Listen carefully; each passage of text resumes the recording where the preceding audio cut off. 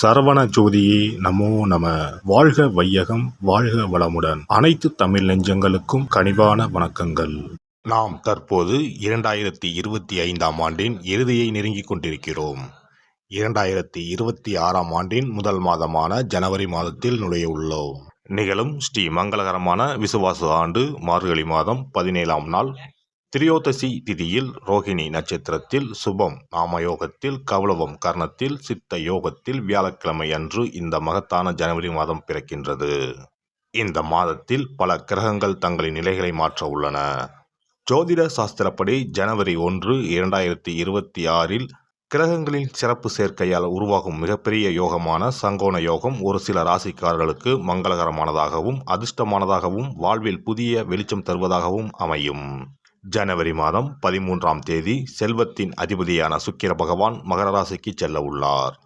ஜனவரி மாதம் 15ஆம் தேதி கிரகங்களின் தலைவனாக கருதப்படும் சூரிய பகவான் மகர ராசிக்குள் நுழைய உள்ளார். ஜனவரி மாதம் 16ஆம் தேதி கிரகங்களின் தளபதியான செவ்வாய் பகவான் மகர ராசியில் சஞ்சரிக்க உள்ளார்.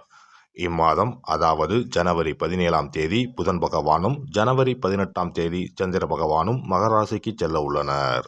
இவ்வாறு ஜனவரி மாதத்தில் கிரகங்கள் தங்களின் ராசியை மாற்றுவதால் அதன் தாக்கம் அனைத்து ராசிக்காரர்களின் வாழ்க்கையிலும் காணப்படும். குறிப்பாக சில ராசிக்காரர்களுக்கு அதிர்ஷ்டம் பிரகாசிக்கப் போகிறது. இதன் விளைவாக தொழில் மற்றும் வணிகத்தில் நல்ல முன்னேற்றம் ஏற்பட போகிறது. அதே சமயம் ஆரோக்கியமும் சிறப்பாக இருக்கப் போகிறது. மேலும் சில ராசிக்காரர்களுக்கு கண்டமும் காத்திருக்கிறது. உயிர் போகும் ஆபத்து கூட வரலாம். எச்சரிக்கையாக இருக்கவும். யமனே எதிரில் வந்தாலும் சிவனின் அருள் இருந்தால் எதிலும் வெற்றி பெறலாம். சிவ வழிபாடு கர்ம வினைகளை அளிக்கும். இந்த கிரகங்களின் பெயர்ச்சியால் இம்மாதம் உங்கள் வாழ்வில் நடக்க இருக்கும் சுப மற்றும் அசுப பலன்கள் என்ன என்பதனையும், அசுப பலன்கள் ஏற்படுமாயின் ராசிக்காரர்கள் செய்ய வேண்டிய பரிகாரம் என்ன, வழிபட வேண்டிய தெய்வம் யார் என்பதனை பற்றியும் விரிவாக காண்போம்.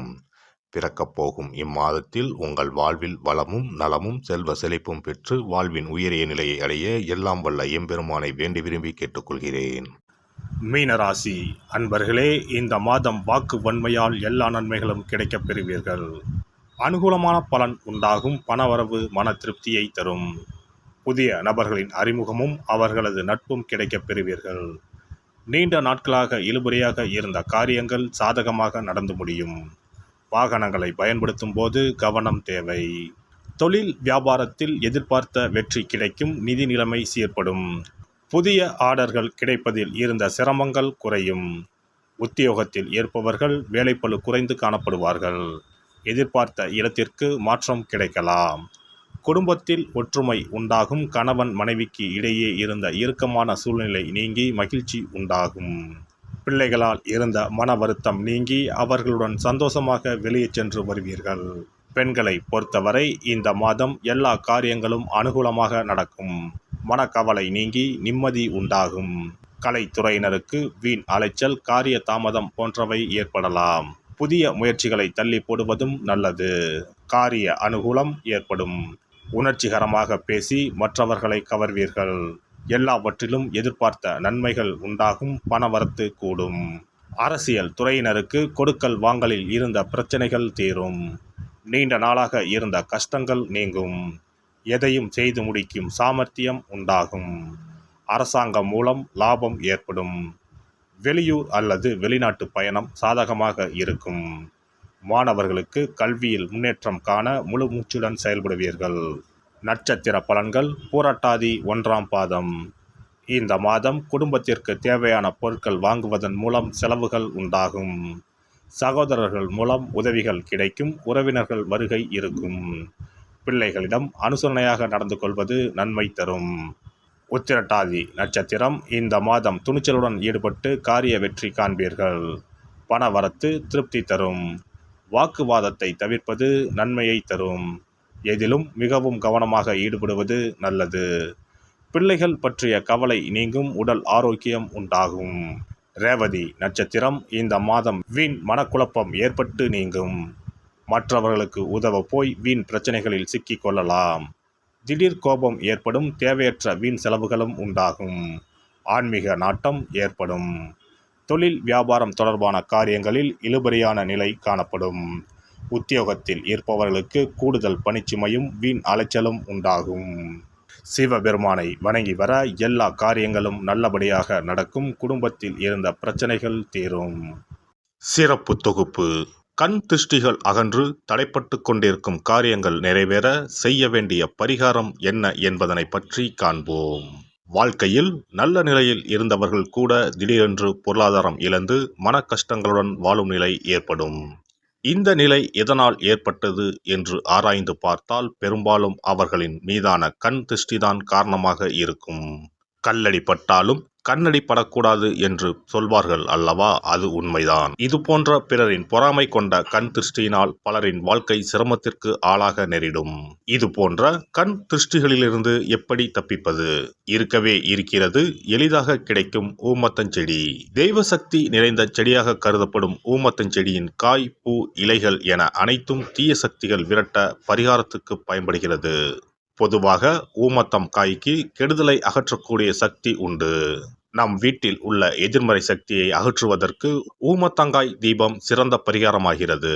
தெய்வீக மகத்துவம் நிறைந்த ஊமத்தங்காய் மற்றும் பூவையும் எடுத்துக்கொள்ளுங்கள்.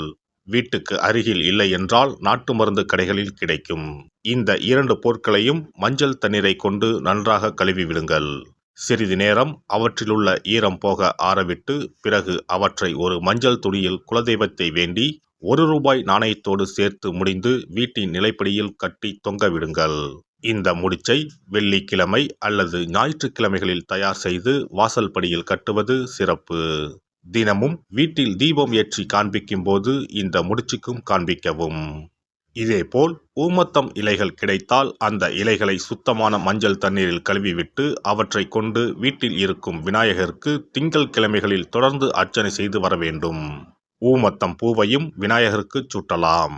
3 வாரங்கள் தொடர்ந்து திங்கள் கிழமைகளில் விநாயகருக்கு ஊமத்தை இலையால் அர்ச்சனை செய்து ஊமத்தம் பூவை சூட்டி வழிபட்டால் வீட்டில் உள்ள கெட்ட சக்தி நடமாட்டம் மற்றும் கண் திருஷ்டிகள் தீரும்.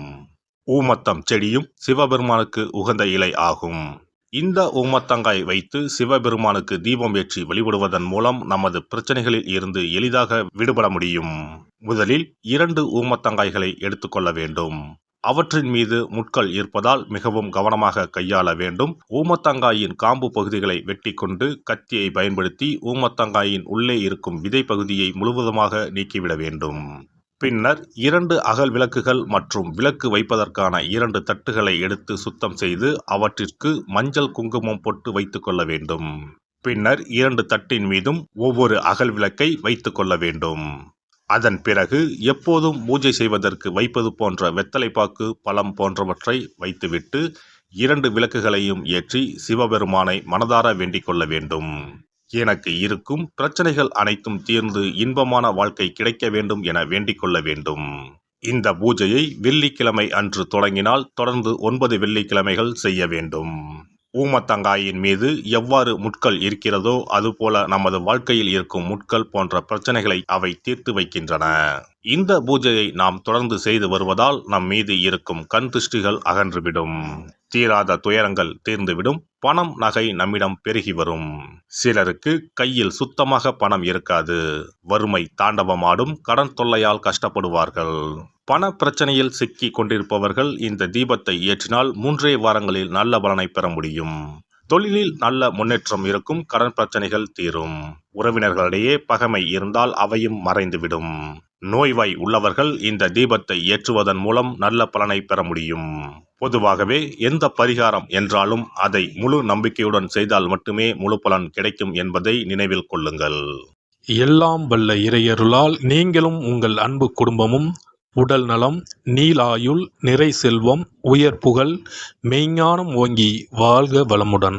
இந்த வீடியோ பதிவு உங்களுக்கு பிடித்திருந்தால் லைக் பண்ணுங்க, கமெண்ட் பண்ணுங்க, ஷேர் பண்ணுங்க. மறக்காம சப்ஸ்கிரைப் பண்ணுங்க. பக்கத்துல இருக்கிற பெல் பட்டனை கிளிக் பண்ணுங்க. நன்றி, வணக்கம். ஓம் நமச்சிவாய. சிவாய நம.